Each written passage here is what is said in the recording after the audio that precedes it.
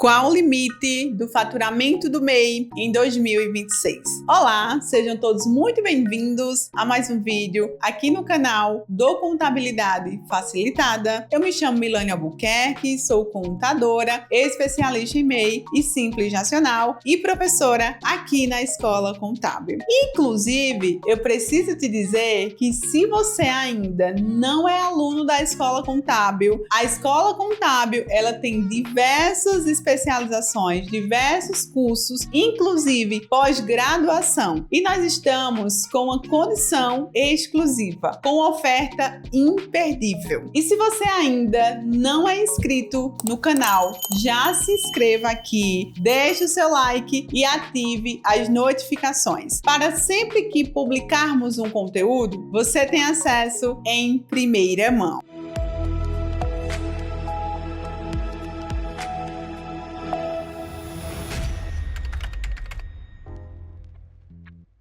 Se você é profissional contábil, se você é contador, você precisa ficar atento ao limite de faturamento do MEI. Caso contrário, o MEI que você atende hoje, ele pode estar correndo um risco sem perceber. E não é só pagar impostos a mais. Pode virar desenquadramento, multa, juros e dor de cabeça. Então fica comigo até o final desse vídeo, porque eu irei te explicar com clareza sobre o limite do MEI. Mas antes de falar do limite de faturamento do MEI, eu preciso esclarecer uma coisa que gera muita confusão. Existe um projeto de lei que ele propõe aumentar o limite de faturamento do MEI. E provavelmente você já ouviu falar no chamado Super MEI. Esse projeto, ele fala em elevar o limite do MEI para algo ali em torno de 140 mil por ano. Mas atenção, esse projeto